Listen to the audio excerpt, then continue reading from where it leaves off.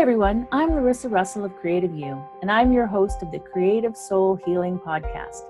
Here's where we talk about the connection between creativity and healing by interviewing amazing creatives, spectacular healers, and inspiring people who have used creativity in their healing.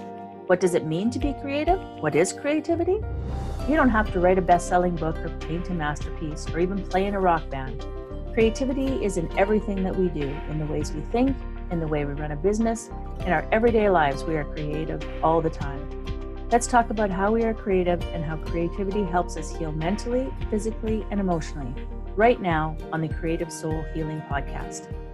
I'm Larissa Russell of Creative You, and welcome to the Creative Soul Healing Podcast. Today I have with me Ann Butera. Ann was one of our presenters for the Loving, Healing, Creating Summit that we ran in February, and we absolutely loved having her. You can still get access to that summit at www.creativeyou.ca. Ann is a self-taught artist who finds inspiration in the beauty of her garden and the magic of nature. She works primarily in watercolor, but also loves challenging herself to try new things. She strives to seek out and celebrate life's little joys and daily graces. Ann writes the blog My Giant Strawberry, which I absolutely love that name. Teaches in person and online and sells her art designs and fabric on her website and elsewhere on the web. She is available for commissions and licensing. Ann's paintings have been exhibited across the country, and her art and writing have been published in magazines and in the book Botanica. Her 2019 calendar was featured in Cottages and Bungalows magazine. That's amazing. Welcome. Thank you. I'm so glad to be here. Yeah, it's exciting. I really do like the name Giant Strawberry. Can I just ask you how you came up with that before we get going? Definitely. And I came up with that name actually long before I started painting. I started a blog and I had no idea what to call it.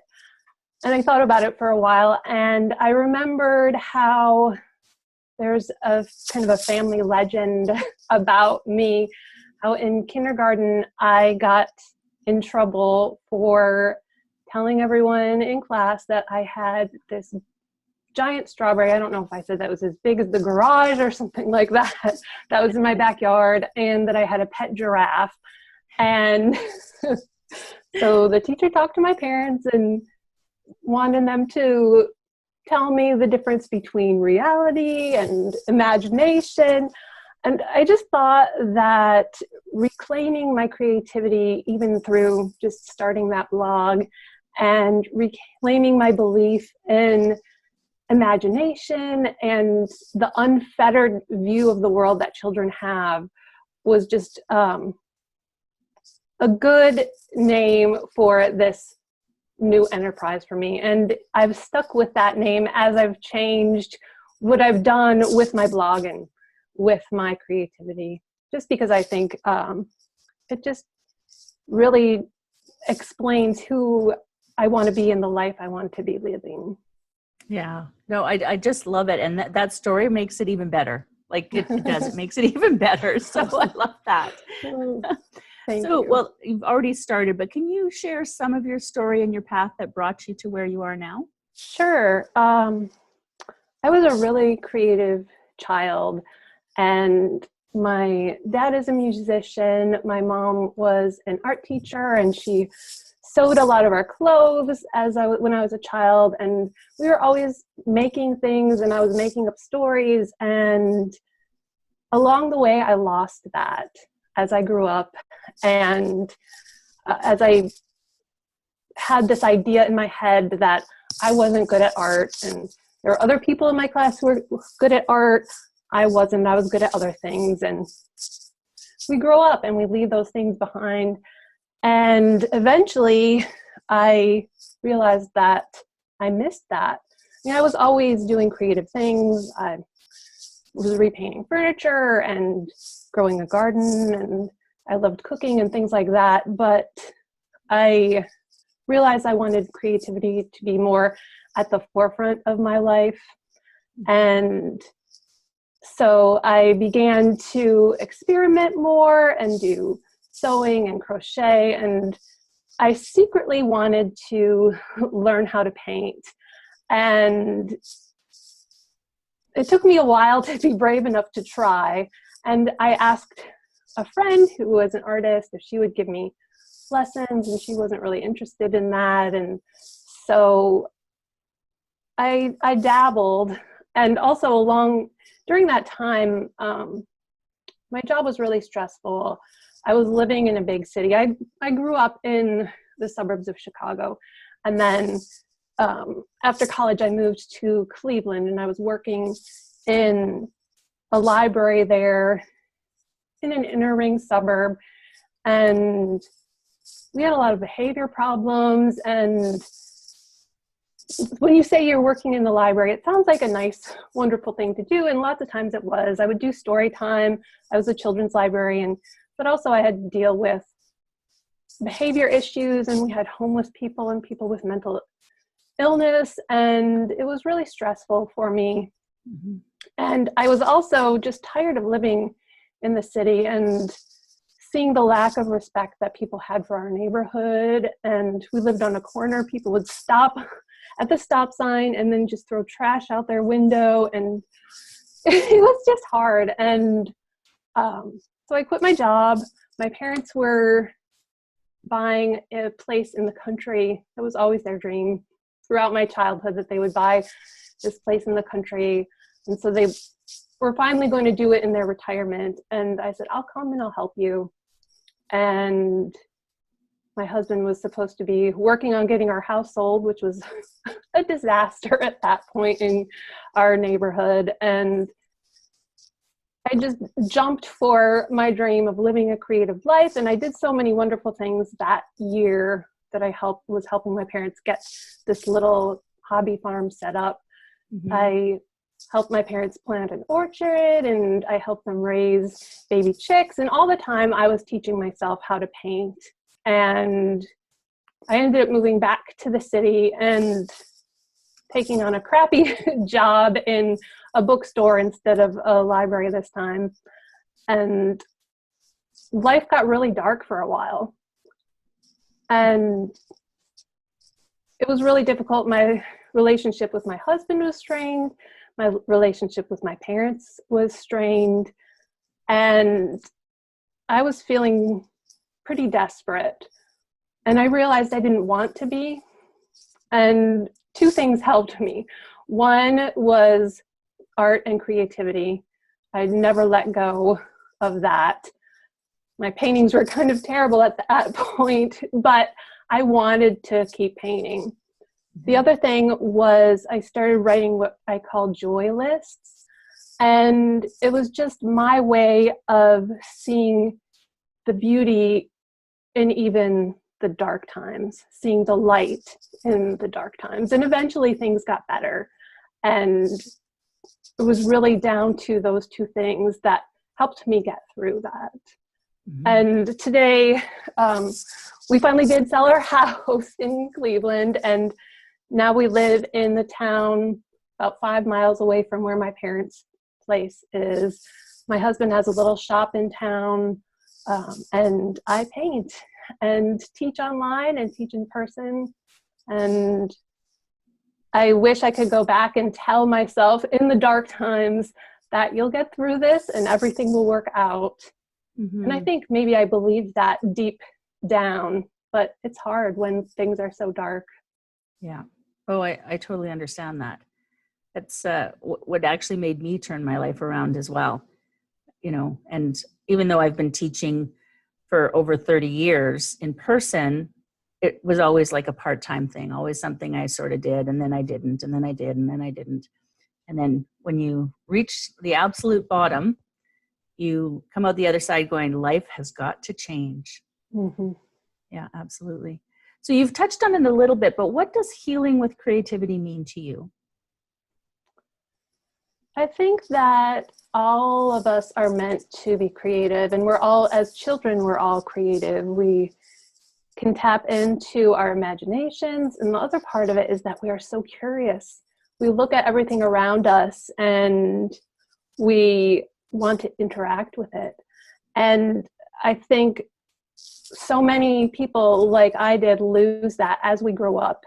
And I think to be a whole person, we need to reclaim that creativity in whatever way is right for us. I'm not saying that everyone should be a painter or whatever, but just to remember that part of you that was creative, that was imaginative, and to look at the world as not a dark place, but a beautiful, interesting, amazing place. Mm-hmm. Yeah, no, that's excellent. And do you think there's a driving force that inspires you? I think you kind of touched on that, but maybe you could expand on it. I think curiosity would be the driving force, and looking at the world and thinking, I wonder why that is that way, or just being interested in what's going on around you in the natural world. I think that's so important to me, to just observe and in my art to capture all of that. Mm-hmm. And what would you say is your favorite creative healing modality for yourself? I love, well, two things, I guess. One is writing in my journal.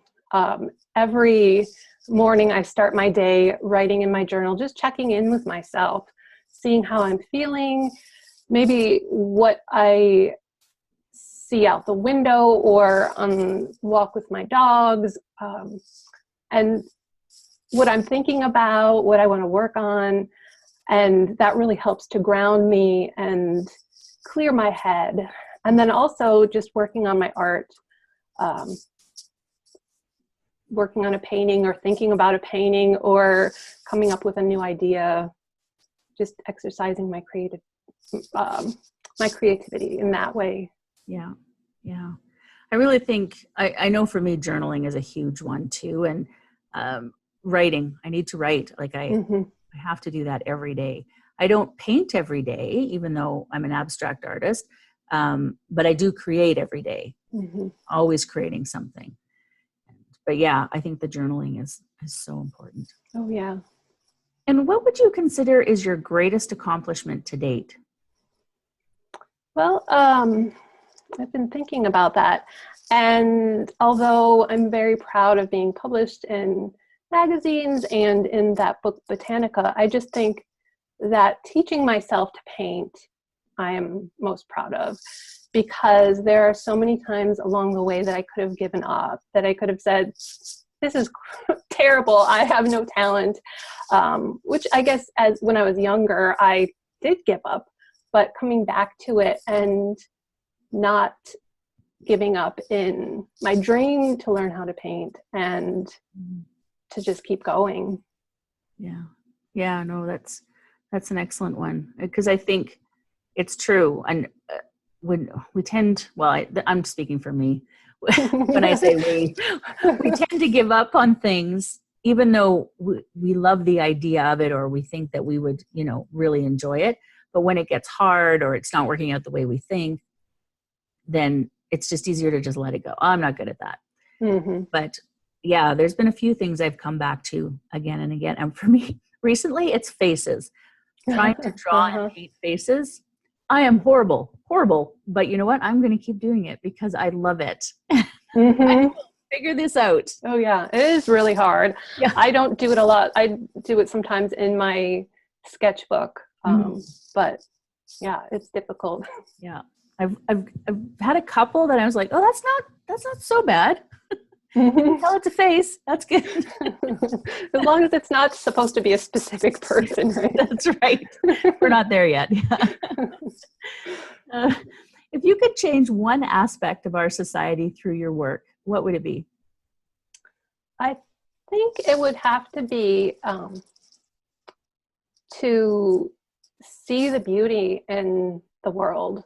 I think so often people are focused on the negativity, and I mean, if you look at the news, it's all very heavy, dark stuff most of the time. And if you see how people behave on social media, often it's just so negative. And I would love for people to see the light and the beauty and the magic that is this world that we live in. Yeah. It's so true. And it's surprising how many people I have interviewed, creatives and healers, that say the same or a similar type thing, because it is so important. And I think it's going to take sort of us creative types to do that, right? And bring out the beauty for everyone. Yeah, really important. So what inspirational advice would you give someone who's struggling? Well, first I would say don't give up. And if you are struggling in your life, things will get better. Nothing lasts forever. If you're struggling with your creativity, let yourself be a beginner. I think that's really hard for so many people. As you mentioned, if you are trying something and you think, oh, I'm not good at this. Well, of course, when you're first starting out, you're not going to be good. So just take things one step at a time and let yourself be a beginner. Let yourself enjoy the process, the materials, things like color and texture and the whole experience of it. I think it's so important to worry less about the product, your finished product, and more about the process and your enjoyment of it. Yeah, absolutely. And do you have an inspirational quote that sums up your life journey? I don't know if it sums up my life journey, but one that's kind of important to me, I got a fortune cookie one time that says, and I have it here, I don't know. Yeah. The camera is good. It says, beauty will surround you, open your eyes to see it. And I think that's just such a great message for me, and one that I'd like to pass on to other people, because beauty is always there. The sun always is shiny, even on a dark or cloudy, stormy day. It's there, but it's up to us to see the beauty. It's up to us to pay attention. And I think that paying attention is so important in all of our life. And for me as a creative person, if I'm not paying attention, I have no inspiration. So that it's kind of silly, I guess, to be choosing a fortune cookie fortune as something that I base my inspiration on. But I think it just sums it up so well. No, I think fortune cookies quite often, I think that's brilliant. So many times it's like, oh yeah, that makes total sense. Is there anything else you'd like to add that we maybe didn't discuss today that you'd like to share with our listeners? Just to, I guess, to say again, to be aware, to pay attention, to savor. And I think that's something we're all so busy and we're moving at such a fast pace. Taking time to savor. And that's what I do with my joy lists. It's just savoring what is good about the moment. It doesn't have to be anything big, but just paying attention to maybe the taste of your tea or the sensation of your cat sitting on your lap purring. Just all those little tiny things that are surrounding you every day. And if you're not tuned into that, if you're not aware, you're missing out on so much. Yeah, that's a really good one. Well, I want to thank you so much for being here. Thanks for inviting me. And for our listeners, we'll see you again next week. And in the meantime, I wish for you amazingly creative days. Thank you for listening.